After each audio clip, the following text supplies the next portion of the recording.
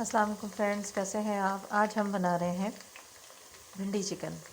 तो यहाँ पे जो है मैंने 2 अदद प्याज ले ली थी, वो ब्राउन हो रही है।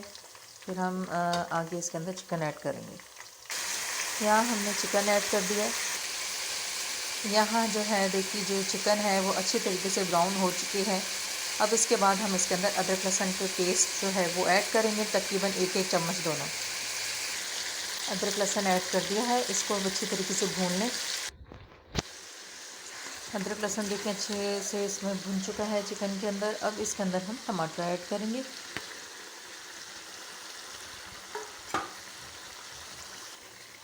टमाटर ऐड करने के बाद साथ ही हम इसमें स्पाइसेस भी ऐड कर देंगे।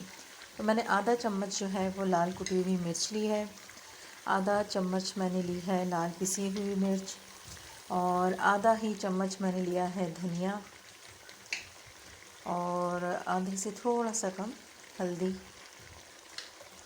1 चम्मच मैंने लिया है नमक, और 1 चम्मच मैंने लिया है इसमें सफ़ेद ज़ीरा। इसको अच्छी तरीके से मिक्स कर लें। ये देखिए अच्छी तरीके से ये भुन रहा है,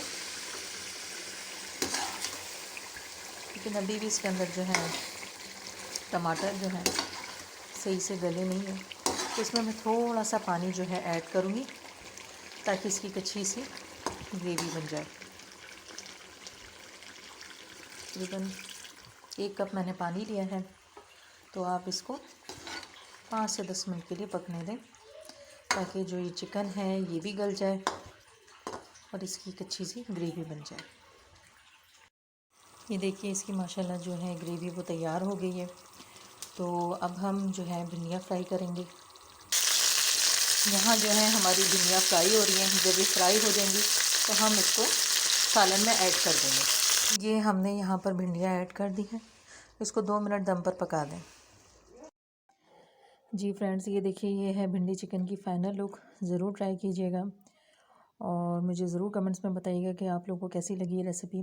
फिर इंशाल्लाह नई रेसिपी के साथ आपके साथ मुलाकात होगी। अपना ख्याल रखिएगा और मेरे चैनल को लाज़मी सब्सक्राइब करें, ज़्यादा से ज़्यादा शेयर करें।